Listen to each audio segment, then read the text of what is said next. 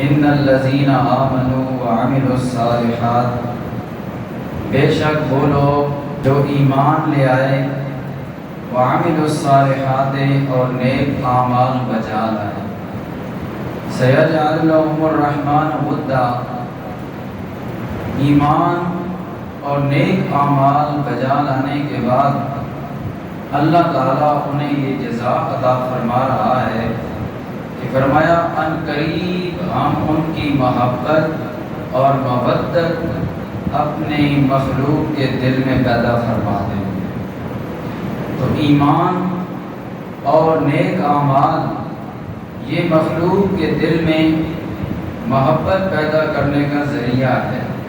سامعین ذی وقار ربیع الثانی شریف کا یہ مہینہ ہے، اس شخصیت با کمال الحسنی والحسینی سید حضور غوث سمدانی شہباز لامکانی حضور الشیخ عبدالقادر جیلانی رحمۃ اللہ تعالی علیہ، آپ کا ذکر خیر کیونکہ اسی مہینے میں آپ کی ولادت باسعادت ہوئی اور اسی مہینے کی 11 تاریخ کو آپ کا وصال ہوا۔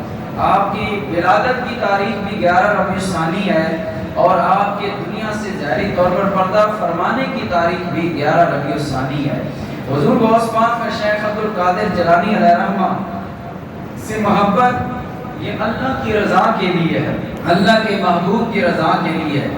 دیکھیں اللہ تعالیٰ نے جو قرآن مجید کی میں نے آیت پڑھی اس میں فرما دیا واضح طور پر کہ جو ہمارے ذات پر کامل ایمان، اعتقاد اور یقین اور اعتماد کا تعلق قائم کر لیتے ہیں تو پھر اس کے بعد نیک اعمال اپنی زندگی میں بجا لاتے ہیں تو ایسے لوگوں کی محبت میں اپنی مخلوق کے دل میں پیدا فرما دیتا ہوں۔ تو یہ رحمان محبت پیدا فرماتا ہے۔ ہمیں آج 10 صدیاں گزر گئی، حضور غوث پاک کا شیخ عبدالقادر جیلانی علیہ رحمہ کا نام بچے بچے کو پتا ہوگا، لیکن ہمیں اپنے پردادے کا نام نہیں پتا، اپنے دادے سے اوپر کے نام جو ہمارے آبا و اجداد، ہر بندے کے آبا و اجداد ہیں، کسی کو نہیں پتا، لیکن حضور غوث پاک کا نام آج 10 صدیاں گزرنے والی ہیں، آج بھی ان کا نام لیا جا رہا ہے۔ تو کیوں لیا جا رہا ہے؟ انہوں نے اس کو راضی کیا ہے، اب اس کی رحمت انہیں راضی فرما رہی ہے۔ تو سامعین ذی وقار اللہ تعالیٰ اپنے مقبول اور محبوب بندوں کی محبت لوگوں کے دل میں پیدا فرما دیتا ہے۔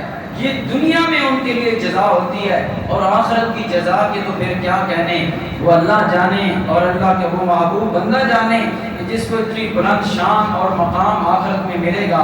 سامعین ذی وقار دنیا میں مقام اللہ کے ولی کو یہ ملتا ہے کہ دنیا میں اس کا ذکر ہوتا ہے، مخلوق کے دل میں اس کے لیے محبت اللہ پیدا فرما دیتا ہے۔ حضور علیہ السلام کی ایک حدیث پاک ہے، حدیث قدسی ہے، سیاستہ کی صاحب مشکات نے اس کو نقل کیا، فرماتے ہیں کہ نبی پاک علیہ السلام کے اللہ تعالیٰ مخلوق میں سے جب کسی بندے کو چن لیتا ہے اپنے قرب کے لیے چن لیا، اب اس سے اللہ تعالیٰ محبت فرماتا ہے، پھر اللہ تعالیٰ خود ہی اسے اپنا محبوب نہیں بناتا بلکہ جبریل کو بلاتا ہے، اے جبریل جی رب جلیل کیا حکم ہے؟ فرمایا ادھر آؤ، اس فلاں زمین پر چلنے والے بندے نے مجھے مان لیا ہے، نیک اعمال بجا لائے ہیں، اس کے ساتھ مجھے محبت ہے، وہ میرا محبوب بن گیا ہے، یا اللہ میرے لیے کیا حکم ہے؟ فرمایا جبریل تو بھی اس میرے بندے کو اپنا محبوب بنا لے، تو بھی اس کو اپنا محبوب بنا لے۔ حدیث پاک ہے، نبی پاک علیہ السلام فرماتے ہیں، اللہ تعالیٰ فرماتا ہے جبریل تو بھی اس بندے کو، وہ میرا جو انسانوں میں ایک ممتاز انسان ہے، ممتاز صاحب ایمان ہے، مسلمان ہے، اس کی محبت تو بھی اپنے دل میں بسا لے۔ یا اللہ بسا لی، فرمایا اب تو نے اسے اپنا محبوب بنا لیا؟ جی یا اللہ بنا لیا۔ فرمایا اب اس طرح کر، آسمانوں میں اعلان کر دے، تمام ملائکہ اور فرشتوں میں یہ منادی کر دے، وہ زمین پر چلنے والے بندے سے اللہ کو پیار ہو گیا ہے، اللہ نے اسے اپنا محبوب بنا لیا ہے، لہذا اے میرے فرشتوں تم بھی اسے اپنا محبوب بنا لو۔ اللہ ہم نے بھی اسے اپنا محبوب بنا لیا۔ اب حدیث پاک اگلی سنیں، نبی پاک علیہ السلام فرماتے ہیں یہاں پر اللہ نے بس نہیں کر دی بلکہ اللہ پاک فرماتا ہے جبریل اب جا زمینوں میں پھیل جا، ساتوں زمینوں میں اعلان کر دے، تمام 4 دانگ عالم میں یہ اعلان کر دے کہ وہ فلاں زمین پر چلنے والا انسان اللہ کا محبوب بن گیا ہے، حضرت جبریل جب دنیا میں اعلان کرتے ہیں تمام مخلوقات، چرند پرند، جمادات، نباتات، جانور، جنگلی درندے، سمندری حیوانات، تمام کے دلوں میں اس بندے کی محبت پیدا ہو جاتی ہے، اس بندے کی محبت پیدا ہو جاتی ہے۔ حضرت جبریل اعلان فرما دیتے ہیں۔ اب یہ حدیث پاک ہے، نبی پاک علیہ السلام فرماتے ہیں جب جبریل اعلان کر کے واپس آتے ہیں اللہ تعالیٰ فرماتا ہے اے جبریل تو گواہ ہو جا، علیکم ورحمتی، اس بندے کے لیے میں نے اپنی رحمت کو خاص فرما دیا ہے۔ نبی پاک علیہ السلام فرماتے ہیں، حدیث قدسی ہے، میرے نبی پاک علیہ السلام نے فرمایا کہ اللہ نے فرمایا مجھے اے میرے حبیب جب کوئی بندہ نفل پڑھ کے عبادت کر کے میرا قرب حاصل کر لیتا ہے پھر اسے اللہ یہ شان عطا فرماتا ہے الذی یسمع بی، اے حبیب کریم اللہ تعالیٰ اس بندے کو یہ شان عطا کرتا ہوں کہ وہ بندہ میرے اتنے قریب ہو جاتا ہے کہ میں اس کے کان بن جاتا ہوں جس سے وہ سنتا ہے، وَبَصَرَهُ الَّذِي يُبْصِرُ بِهِ، اور میں اے میرے حبیب میں اس بندے کی جو عبادت کر کے میرا قرب حاصل کر لیتا ہے میں اس کے اتنے قریب ہو جاتا ہوں، میں اتنا قریب ہو جاتا ہوں کہ میں اس کی آنکھیں بن جاتا ہوں جن سے وہ دیکھتا ہے۔ فرمایا وَيَدَعُ الَّذِي، اے میرے حبیب میں اس کے ہاتھ بن جاتا ہوں جن ہاتھوں سے وہ پکڑتا ہے، اے میرے حبیب میں اس کے پاؤں بن جاتا ہوں جن سے وہ چلتا ہے۔ اب اس حدیث کا کیا مطلب ہے؟ اللہ بندے کے کان بھی بن گیا، اللہ بندے کی آنکھیں بھی بن گیا، اللہ بندے کے ہاتھ بھی بن گیا، اللہ بندے کے پاؤں بھی بن گیا جن سے وہ چلتا ہے۔ یہ حدیث پاک ہے نبی پاک علیہ السلام کے علاوہ یہ اللہ کے ولی کا شان اور مقام ہے۔ علماء فرماتے ہیں اس حدیث کا مطلب یہ ہے اللہ اس طرح اس کی آنکھیں بن جاتا ہے کہ وہ بندہ تو اپنی آنکھوں سے دیکھ رہا ہوتا ہے لیکن اس کی آنکھوں میں جلوہ نور خدا کا آ جاتا ہے، اس کے پورے وجود کے اندر اللہ کا نور داخل ہو جاتا ہے، اس طرح وہ اللہ کی قدرتوں کا اور انوار و تجلیات کا مرکز بن جاتا ہے۔ بات جن کو سمجھ آ رہی ہے وہ بولیں۔ قرب کی کتنی قسمیں؟ قرب کا معنی ہے کسی کے نزدیک ہونا، قریب ہونا۔ اب قرب کی علماء مفسرین نے فرمایا دو قسمیں ہیں، ایک قسم وہ ہے جو عام لوگوں کو نصیب ہے، عام ہر ذرے کو نصیب ہے، اور ایک قرب وہ ہے جس کو قرب خاص کہتے ہیں۔ ایک قرب عام ہے، ایک قرب خاص ہے۔ قرب عام ہر شے کو نصیب ہے اور قرب خاص اللہ کے خاص بندوں کو نصیب ہوتا ہے، اللہ کے خاص بندوں کو نصیب ہوتا ہے۔ تو قرب اللہ تعالیٰ کا حاصل ہوا ہر چیز کو، اگر اللہ تعالیٰ کا قرب کسی شے کو حاصل نہ ہو تو وہ تباہ و برباد ہو جائے۔ آپ کو بھی اللہ تعالیٰ کا قرب حاصل ہے، مجھے بھی حاصل ہے، ہر بندے کو اپنے ایمانی معیار کے مطابق اللہ کا قرب حاصل ہے، اور یہ قرب عام قرب ہے جس کا ذکر اللہ نے قرآن میں کیا۔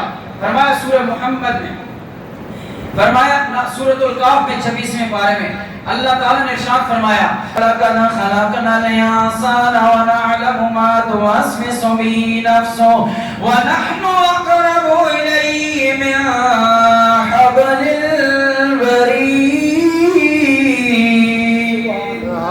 فرمایا اے لوگوں اللہ تعالیٰ نے ہر شے کو پیدا فرمایا ہے اور اللہ تعالیٰ ہر چیز کے قریب ہے، میں شارق سے بھی زیادہ رب ذوالجلال قریب ہوں۔ یہ قرب وہ قرب ہے جو عام بندوں کو نصیب ہے، ایک قرب خاص ہے جو اللہ کے ولیوں کو نصیب ہوتا ہے، جس کا حدیث پاک میں اللہ کے نبی نے بیان فرما دیا، جو جتنے زیادہ اللہ کے قریب ہوتا ہے اللہ بھی اس کے قریب ہو جاتا ہے۔ بخاری شریف کی حدیث پاک ہے، میں کتنی حدیثیں بیان کروں شان اولیاء پر، میرے پاک نبی کریم علیہ السلام جو علماء اللہ کے نبی فرماتے ہیں، اللہ فرماتا ہے اے لوگوں جب کوئی بندہ عبادت کر کے میرے قریب ہوتا ہے، جو بندہ میری طرف ایک ہاتھ بڑھے میں اس کی طرف قدم بڑھاتا ہوں جو میری طرف ایک قدم بڑھائے میں 10 قدم چل کے آتا ہوں، جو میری طرف چل کر آئے میں دوڑ کے آتا ہوں، جو دوڑ کے آئے اللہ اس سے بھی زیادہ اسے اپنا قرب عطا فرما دیتا ہے۔ ارے جو اللہ کے قریب ہونا چاہتا ہے اللہ بھی اسے قریب کر لیتا ہے، جو اللہ سے دور ہوتا ہے اللہ بھی اسے دور کر دیتا ہے۔ فرمایا لوگوں ایک یہی بات نہیں، اگلی حدیث پاک میں فرمایا لوگوں ولی کی یہ شان اور مقام ہے، اتقوا فراست المؤمن فإنه ينظر بنور اللہ۔ اے لوگوں اللہ کے ولی کی فراست سے ڈرا کرو، اللہ کے محبوب بندے سے ڈرا کرو۔ یا رسول اللہ کیوں ڈرے؟ فرمایا میرے رب نے فرمایا وہ اللہ کے نور سے دیکھتا ہے۔ اللہ کے ولی سے ڈرو۔ فرمایا کیوں؟ فرمایا فَإِنَّهُ يَنظُرُ بِنُورِ اللَّهِ، وہ اللہ کے نور سے دیکھ رہا ہوتا ہے۔ تو یہ ہے وہ ولی جو عبادت کے ذریعے اللہ کا ولی بنے، اللہ کی عبادت نفلی عبادت کر کر کے فرضی عبادت کر کر کے اللہ کا قرب حاصل کرے، اس کا یہ شان ہے جس کو اللہ تعالیٰ ماں کے پیٹ سے ولایت کی سند عطا فرمائے۔ اس عبد القادر جیلانی کی شان کا عالم کیا ہوگا؟ وہ حضور عثمان کا شیخ عبد القادر جیلانی جو مادر ذات ولی ہیں، ماں کے بطن سے ہی اللہ تعالیٰ نے ولی پیدا فرمایا۔ اور کیوں نہ ولی پیدا فرماتے، آپ کا پورا خاندان ہی ولایت کا سمندر ہے، ولایت کی کرنیں پھوٹتی ہیں۔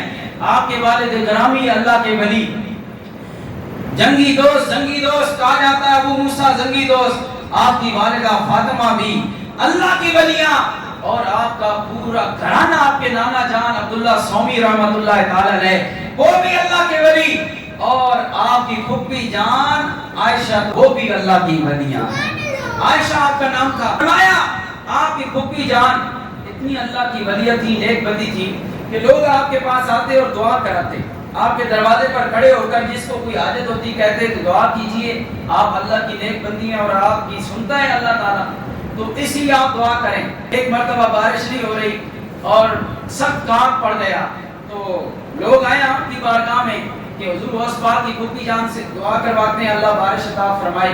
سنتا تو اللہ سب کی ہے، مانتا کسی کی ہے، سنتا تو اللہ سب کی ہے، مانتا کسی کی ہے۔ آپ کے پاس اس لیے آیا کہ آپ کی مانتا بھی ہے، آپ دعا فرمائیں۔ حضور غوث پاک شیخ عبد القادر جیلانی علیہ رحمہ آپ کی پھپھی جان اٹھ کھڑی ہوئی، وضو کیا، وضو فرما کے نفل ادا کیے، اٹھ کے جھاڑو پکڑ لیا۔ اب عورتیں دیکھ رہی ہیں یہ کیا تماشا ہے، ہم نے تو دعا کے لیے کہا، انہوں نے نفل بھی پڑھ دیے، وضو بھی کر لیا، اب جھاڑو دینا شروع کر دیا، ہماری طرف توجہ نہیں ہے، ہماری طرف توجہ نہیں کر رہی، دعا اللہ سے نہیں مانگ رہی۔ ہم نے عرض گزار ہوئی لیکن یہ مان نہیں رہی۔ جب جھاڑو حضور غوث پاک کی پھپھی جان نے دے دیا، جھاڑو دے کر آپ نے آسمان کی طرف ہاتھوں کو بلند کر دیا اور عرض کیا رب کائنات جھاڑو میں نے دے دیا ہے تو روکا تو لگا دے۔ ادھر دعا ہوئی، حضور غوث پاک کی پھپھی جان دعا کرتی گئی، ادھر دعا ختم نہیں ہوئی، چھما چھم بارش برسنے لگ پڑی، لوگ بھیگتے ہوئے گھر کی طرف گئے۔ یہ ہے حضور غوث پاک کی پھپھی جان کی شان، تو بھتیجے عبد القادر جیلانی کی شان کا عالم کیا ہوگا؟ حضور غوث پاک آپ کے والد گرامی بڑا مشہور و معروف واقعہ ہے، آپ نے سن رکھا کہ آپ کے والد گرامی جا رہے تھے، ایک نہر کے کنارے دیکھا سیب آ رہا ہے، آپ کو بھوک لگی تھی تو آپ نے وہ سیب پکڑ لیا، جب سیب پکڑا نا تو کھا لیا، کھانے کے بعد خیال آیا کہ میں نے تو یہ کھا لیا لیکن آج دن تک بغیر اجازت کی کسی کی چیز نہیں کھائی، حرام نہیں کھایا، یہ تو اب یہ اللہ کے ولی کا تقویٰ تھا۔ حالانکہ شریعت میں ہے کہ بہتی ہوئی چیز آ گئی کھا لیا تو اس پر شریعت میں پکڑ نہیں، لیکن جو اللہ کے خاص بندے ہوتے ہیں ان کے اعمال بھی خاص ہوتے ہیں، یہ ویسے نہیں خاص ہوتے، ان کی زندگیاں ان کے اعمال خاص ہوتے ہیں۔ وہ گھبرا گئے، کہنے لگے اب کیا کروں، اب پتہ بھی نہیں کہ اس کا مالک کون ہے سیب کا جو میں نے کھا لیا۔ چلتے چلتے پیچھے چل پڑے کہ اس نہر کے کنارے چلتے ہیں، شاید آگے جا کے کوئی پتہ مل جائے کہ یہ کس کا سیب تھا۔ تو جس غریب کا ہوگا اس سے معافی مانگ لوں گا اور اس سے معذرت طلب کروں گا۔ جب پہنچے نا نہر کے کنارے چلتے چلتے کافی فاصلہ طے کیا تو دیکھا ایک سیبوں کا باغ آ گیا۔ سیبوں کا باغ ہے اور اس میں سے سیب شاخوں سے کٹ کٹ کے اس نہر کے اندر ندی کے اندر بہ رہے ہیں۔ تو آپ اس باغ کے مالک کے پاس چلے گئے جو حضور غوث پاک کے نانا تھے۔ آپ والد گرامی آپ کے حضور غوث پاک کے اس باغ کے مالک کے پاس گئے جن کا نام تھا عبداللہ سومی رحمۃ اللہ تعالی علیہ۔ وہ بھی بڑے صاحب کرامت اللہ کے ولی تھے باغ کے مالک۔ ان کے پاس گئے تو کہنے لگے حضور میں آیا ہوں آپ کے پاس اور ایک چیز کی معذرت کرتا ہوں۔ انہوں نے کہا میں تو تجھے جانتا نہیں، کس چیز کی معذرت کرنے آیا، کیا کیا تو نے؟ کہا میں نے سیب کھایا۔ تو کہا کیوں کھایا اگر اتنا اللہ سے ڈرتا تھا؟ کہا آپ کے باغ میں سے توڑ کے نہیں کھایا، ندی میں بہ کر جا رہا تھا وہاں سے لیا اور کھا لیا، بعد میں خیال آیا بغیر اجازت کھایا، پتہ نہیں کس کا سیب تھا، کس مجبور کا ہوگا، کس محتاج کا ہوگا، تو میں آپ کے پاس آیا، مجھے یقین ہے کہ آپ کے وہ باغ کا سیب ہے، مجھے معاف کر دیں، بغیر اجازت نے کھا لیا۔ اب عبداللہ سومی رحمۃ اللہ تعالی علیہ نے اپنی ولایت والی نظر سے دیکھا تو کہا یہ کوئی عام انسان نہیں، بڑا خاص اللہ کا بندہ ہے جو ایک سیب کھا کر اتنا ڈر رہا ہے۔ یہاں پوری لینڈ کروزریں ہڑپ ہو رہی ہیں، یہاں پوری پلاٹ ہڑپ ہو رہے ہیں، پوری زمینیں قبضے ہو جاتی ہیں اور لوگوں کے حق بہن بھائیوں کے کھا جاتے ہیں، کوئی پرواہ نہیں، لیکن غوث پاک کے والد گرامی کو دیکھو ایک سیب کھا کر اتنے شرمندہ ہو رہے ہیں، اتنی معذرت طلب کر۔ تو حضور غوث پاک کا شیخ عبد القادر جیلانی رحمۃ کے والد گرامی نا عبداللہ سومی سے کہنے لگے کہ مجھے معاف کر دیں۔ کہا ٹھیک ہے معافی ملے گی لیکن شرط ہے۔ کہا کیا شرط ہے؟ شرط یہ ہے کہ 10 سال باپ کی رکھوالی کر، میرے گھر کی نوکری کر، پھر معافی ملے گی۔ اب 10 دن نہیں، 10 مہینے نہیں، 10 سال۔ کہا جی ٹھیک ہے معاف کر دیں، قیامت والے دن پوچھ گچھ نہ ہو، بس میں 10 سال آپ کی نوکری کرنے کے لیے تیار ہوں۔ ایک سیب کے بدلے میں 10 سال ادھر تو کھا جاتے اور پھر معافی بھی نہیں مانگتے، اور کبھی اللہ یاد دیں گے پچھلی عمر میں تو پھر جا کر معافی ایک دفعہ مانگتے ہیں، معاف کر دے بھیا غلطی ہو گئی، آج کے بعد نہیں کروں گا۔ اگلا کہے نہیں مجھے بڑا تکلیف، معاف نہیں کرتا۔ ہماری معافی کا انداز پتہ کیا تھا؟ نہیں معاف کرنا تو جا پہاڑ میں نہ کر، ہمارا کام تھا معافی مانگنا، ہم نے معاف نہیں۔ ہم تو اتنے بدمعاش قسم کے لوگ ہیں، ہم کسی سے معافی بھی مانگے تو اس طرح سے مانگتے ہیں، لیکن حضور غوث پاک کے والد گرامی کہہ رہے ہیں 10 سال تیری نوکری کروں گا لیکن جو تیرا ایک سیب کھایا ہے اس کی مجھے معافی دے دے۔ حضور غوث پاک میں یہ واقعات میں باتیں اس لیے کرتا ہوں کہ صرف واقعات نہ سنے جائیں، یہ تو آپ نے پہلے بھی سنے، ان سے سبق لیں، ان سے درس جو ہمیں ملتا ہے وہ کیا ہے، ہمارے لیے کیا سبق ہے۔ آج ہمیں کیا صرف نعرے ماننے کی حد تک ہی مسلمان رہنا ہے، یا صرف جناب والا نماز پڑھنے والا مسلمان رہنا ہے، یا اپنی زندگی کے ایک ایک عمل میں اپنے اسلام کو لانا ہے، یہ آپ کو سوچنا پڑے گا۔ ہم لوگ کہتے ہیں اسلام صرف نماز روزہ حج زکات کا دین ہے، نماز روزہ حج زکات کا دین وہ پچھلی صفوں میں ہے، پہلی صفوں میں یہ ہے۔ حضور فرماتے ہیں جس کا رزق حلال نہیں ہے، ایک لقمہ جس نے حرام کا کھا لیا 40 دن تو وہ بندہ بے ایمان رہتا ہے۔ تو پھر 40 دنوں میں پڑھی ہوئی نمازیں کدھر گئی، روزے کدھر گئے؟ 40 دنوں میں اگر حرام کھا کے حج میں گیا تو وہ حج کدھر گیا؟ 40 دنوں میں حرام کھا کے عمرے پر گیا تو عمرہ کدھر گیا؟ یہ جملہ اعمال کدھر گئے؟ 40 دن تو ایمان اس کے نزدیک نہیں آ رہا، بھائی ایمان ہے تو پھر یہ چیزیں ہمیں کون سکھائے؟ لیکن اس طرف ہم نے نہیں جانا۔ مولوی صاحب بشارتوں والی بات کریں جو ہمارے خوش کریں روح کو، ہمیں کوئی جنت کی بشارت دیں، ہماری مرنے کی دیر ہو تو سند جبریل پکڑ کے کھڑے ہو، ہاں بھائی تیرا ہی انتظار ہے، جنت کا دروازہ کھلے۔ ہمیں تو ایسی تقریریں چاہیے، تو ایسی تقریروں سے کام نہیں بنے گا۔ کام حضور کے غلام اور اللہ کے ولیوں کا غلام بننے کا طریقہ کار یہ ہے کہ اللہ کے نبی کے طریقے کو اپنایا جائے اور اللہ کے ولیوں کے طریقے کو اپنایا جائے، جس کی وجہ سے وہ اللہ کے ولی بنے۔ تو وہ کہنے لگے مجھے معاف کر دیں، ٹھیک ہے 10 سال آپ کی نوکری کروں گا۔ حضرت عبداللہ سومی رحمۃ اللہ تعالی علیہ صبح شام حضور غوث پاک کے والد گرامی ابو موسیٰ نام تھا، اتمار دیکھتے رہے، عادتیں دیکھتے رہے، معاملات دیکھتے رہے، 10 سال گزرے۔ حضور غوث پاک کے والد گرامی ابو موسیٰ نے عرض کی اے مالک باپ مجھے اجازت دیں، 10 سال تیری نوکری کی اب معاف کر دیں۔ کہا میری ایک شرط باقی ہے۔ کہا کیا شرط ہے؟ کہا میرے گھر میں ایک بچی ہے، لنگڑی ہے، لولی ہے، اندھی ہے، بہری ہے، اس بچی کے ساتھ تجھے نکاح کرنا پڑے گا، اب تجھے معافی دوں گا۔ حضور غوث پاک کے والد گرامی نے کہا ایک شرط تو آپ ہی قبول کر لی، چلے ٹھیک ہے میں اس بچی بچی کے ساتھ نکاح کرنے کے لیے تیار ہوں، کم از کم معذور بچی کی خدمت کا موقع تو مل جائے گا۔ جب حضور غوث پاک کے والد گرامی کا نکاح عبداللہ سومی رحمت اللہ تعالی علیہ نے اپنی بچی سے کرا دیا، جب نکاح ہوا شام کا ویلا ہوا، حضور غوث پاک کے والد گرامی ابو موسیٰ چلے کمرے میں گئے اپنی دلہن معذور کو دیکھنے کے لیے۔ جب اندر داخل ہوئے تو حیران رہ گئے، اتنی خوبصورت دوشیزہ اللہ کی ولیاں، آنکھوں سے بھی سلامت ہے، کان بھی سلامت، ہاتھ بھی سلامت، پاؤں بھی سلامت۔ ڈر کے پیچھے بھاگ آئے، آگے کہنے لگے عبداللہ سومی مالک کے باغ، اے سسر جی پہلے آپ تو میرے سسر بن گئے ہیں، پہلے غلطی ہوئی تھی، ایک سیب کھایا تھا، 10 سال سزا برداشت کی ہے، اب ایک اور غلطی ہو گئی ہے۔ کہا کمرے میں گیا ہوں، لگتا ہے میں کسی اور کمرے میں داخل ہو گیا، غیر محرم پر میری نظر پڑ گئی ہے۔ عبداللہ بن سومی مسکرائے، فرمایا نانا بیٹے تیری غیر محرم پر نظر نہیں پڑی، وہی تیری منقوہ ہے، بیوی ہے، اسی کے ساتھ تمہارا نکاح ہوا۔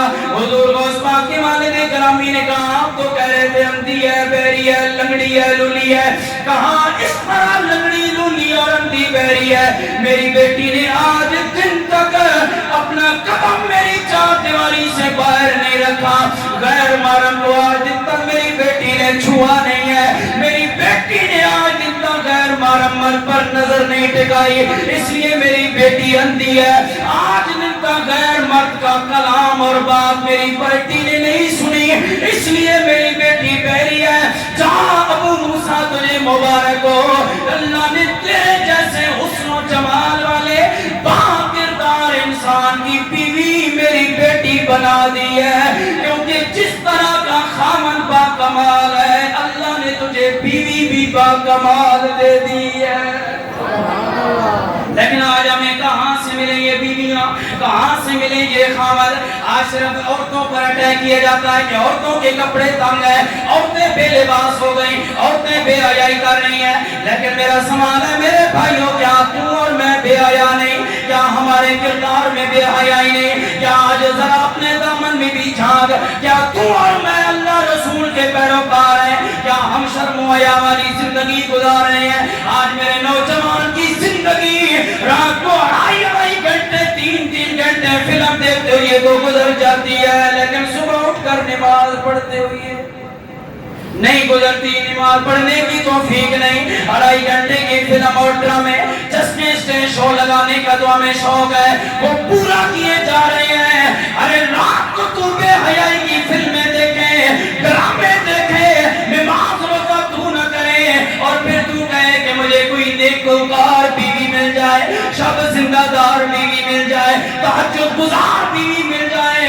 ارے لوگوں، اللہ نے تو 14 صدیاں پہلے بتا دیا، الخبیثات للخبیثین والخبیثون للخبیثات والطیبات للطیبین والطیبون للطیبات۔ اے لوگوں، خبیث مردوں کے لیے اللہ نے خبیث عورتیں پیدا کی ہیں، اور خبیث عورتوں کے لیے خبیث مرد بنائے ہیں، اور جو اللہ کے نیکوکار بندے، طیب بندے، پاکیزہ بندے ہیں، ان جس طرح وہ خود پاکیزہ ہیں اس طرح ان کی بیویاں بھی پاکیزہ، اور جو اس طرح عورتیں پاکیزہ ہیں اللہ نے ان کے لیے مرد بھی پاکیزہ منتخب فرمائے ہیں۔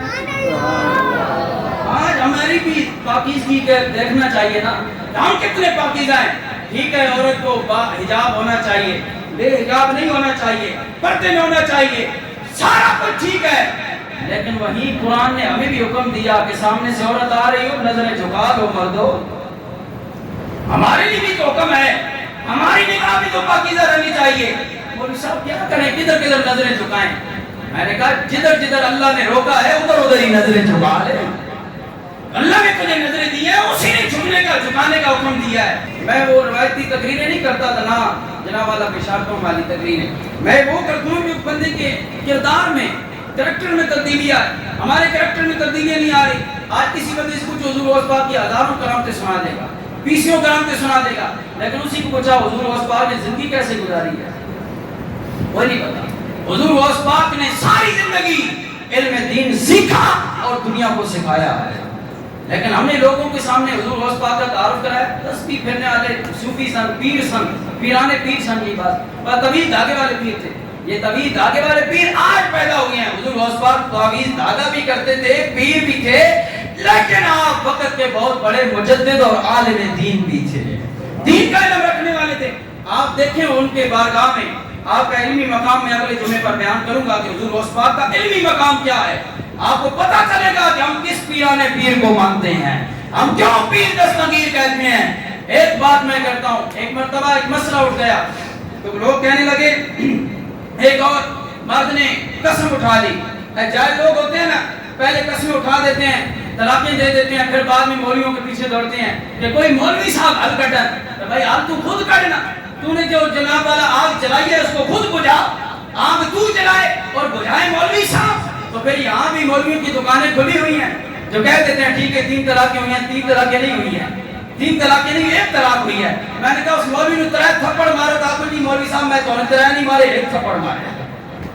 جو بول رہا ہے 3 طلاقیں تو 3 ہی ہوں گی. ایک بندے نے 3 گلاس پانی کے پیے ہیں اور بعد میں کہا جی میں نے 1 گلاس پیا. آپ مانیں گے؟ آپ کے سامنے پی رہا ہوں، میں یہ گلاس اٹھاؤں 3 مرتبہ پانی پیوں گلاس میں ڈال کے، آپ کہیں گے مولوی صاحب نے 1 گلاس پیا یا کتنے پیے؟ 3 پیے. 3 پیے ہوں گے تو 3 ہوں گے، 1 پیا ہوگا تو 1.